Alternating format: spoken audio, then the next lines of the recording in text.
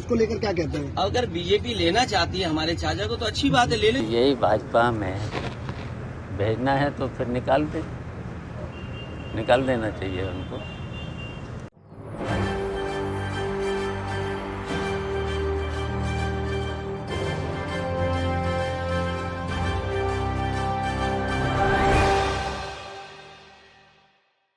जी, जो चुनाव से पहले चाचा आपको आशीर्वाद देने आए और फिर अब आजम खान साहब को मिलने गए, उसके बाद जो स्टेटमेंट आए उसको लेकर क्या कहते हैं? अगर बीजेपी लेना चाहती है हमारे चाचा को तो अच्छी बात है, ले लें जल्दी। अरे चाचा को अगर बीजेपी लेना चाहती है तो देर क्यों कर रहे हैं? आप खुद सोचिए ना कि बीजेपी के लोग आखिरकार देर क्यों कर रहे हैं? अध्यक्ष जी, आजमगढ़ और रामपुर से किसे प्रत्याशी बनाए हैं? लेट क्यों कर रहे हैं? अध्यक्ष जी, नाराजगी का कारण क्या? चाचा से आपकी नाराजगी? मुझे नहीं नाराजगी पता, ये बीजेपी बता सकती है कि वो क्यों खुश है। स्वास्थ्य मंत्री सुविधाओं को लेकर ये बहुजन समाज पार्टी ने वोट दे दिया बीजेपी को। अब इंतजार इस बात का है कि भारतीय जनता पार्टी क्या मायावती जी को राष्ट्रपति बनाएंगे कि नहीं बनाएंगे। स्वास्थ्य मंत्री दादानी का बयान है ये। अब वैसे तो मैं समाजवादी पार्टी का 1 से 11 जो विधायक जीते हैं उनमें से हैं।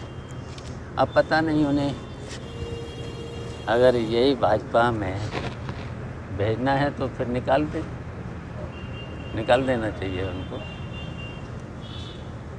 और पहले ही मैं तो कह चुका हूँ कि कोई भी बात होगी तो जब भी उचित समय होगा तो उचित समय से आप लोगों को अवगत करा देंगे। अब एक आपका बयान आया था कि आजम खान की रिहाई के लिए अगर नेताजी की अगुवाई में समाजवादी पार्टी धरना प्रदर्शन करती तो उनकी रिहाई हो जाती। क्या लग रहा था कि क्या वाकई इसमें कहीं कमी रही या अगर इस चीज़ की सूचना नेताजी तक नहीं पहुँची या इनका प्रयास नहीं था? देखिए, आजम साहब के साथ जुर्म हो रहा है, छोटे छोटे केस लगाए जा रहे हैं, बराबर लगाए जा रहे हैं। और वो समाजवादी पार्टी के सबसे सीनियर विधायक हैं, विधानसभा में सबसे सीनियर विधायक हैं। 10वीं बार विधायक चुने गए हैं, एक बार सांसद भी रहे, एक बार राज्यसभा के सदस्य भी रहे।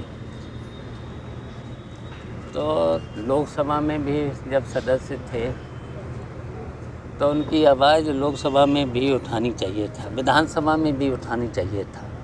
उनसे जब सबसे सीनियर विधायक हैं, तो इसलिए मैंने कहा कि नेताजी की अगुवाई में पूरा देश जानता है कि देश के प्रधानमंत्री मोदी जी नेताजी का सम्मान करते हैं।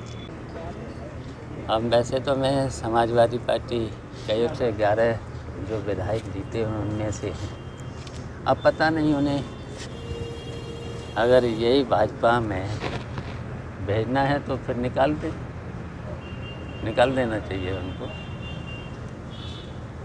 और पहले ही मैं तो कह चुका हूँ कि कोई भी बात होगी तो जब भी उचित समय होगा तो उचित समय से आप लोगों को अवगत करा देंगे। अब एक आपका बयान आया था कि आजम खान की रिहाई के लिए अगर नेताजी की अगुवाई में समाजवादी पार्टी धरना प्रदर्शन करती तो उनकी रिहाई हो जाती। क्या लग रहा था कि क्या वाकई इसमें कहीं कमी रही या अगर इस चीज़ की सूचना नेताजी तक नहीं पहुँची या इनका प्रयास नहीं था? देखिए, आजम साहब के साथ जुर्म हो रहा है, छोटे छोटे केस लगाए जा रहे हैं, बराबर लगाए जा रहे हैं। और वो समाजवादी पार्टी के सबसे सीनियर विधायक हैं, विधानसभा में सबसे सीनियर विधायक हैं। 10वीं बार विधायक चुने गए हैं, एक बार सांसद भी रहे, एक बार राज्यसभा के सदस्य भी रहे। तो लोकसभा में भी जब सदस्य थे तो उनकी आवाज़ लोकसभा में भी उठानी चाहिए था, विधानसभा में भी उठानी चाहिए था।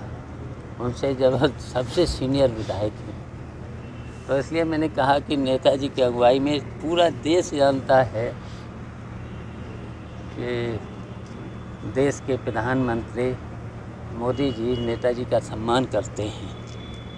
अगर समाजवादी पार्टी के लोग धरने पे बैठ जाते लोकसभा में और नेताजी को भी बैठा लेते तो मोदी जी ज़रूर उस पर विचार करते। जो छोटे छोटे को इतने केस 72 केस और 4 महीने से तो एक छोटे केस में उसमें भी बेल हो जाना चाहिए था, रिजर्व रखा है तो उसमें भी निर्णय नहीं दे रहे हैं। तो उनके साथ तो जुल्म हो रहा है। तो इसलिए मैंने कहा है कि जो समाजवादी पार्टी का इतिहास रहा है, कहीं पर भी जुल्म और जाति होती थी तो संघर्ष करते थे, तब वो मुझे संघर्ष दिख नहीं रहा समाजवादी पार्टी में, इसलिए मैंने ये बयान किया। अच्छा, ये मायावती के लिए कहा जा रहा है कि उनको राजस्थान बीजेपी मायावती को अब अगले तो एक कोने से दूसरे कोने तक मुख्यमंत्री जी के जाति के लोग ही बैठे हुए हैं। जो लोग आरोप दूसरे दल पे लगाते थे जातिवाद हैं। आप हम पत्रकार साथियों से कहेंगे कि एक कोने से दूसरे कोने तक उत्तर प्रदेश की आप देख लीजिए कौन लोग जगह बैठे हैं। आजम खान को लेकर जो गलतफहमी फैल रही है आपके बीच में, समाजवादी पार्टी उनके साथ है। चलिए, बहुत धन्यवाद।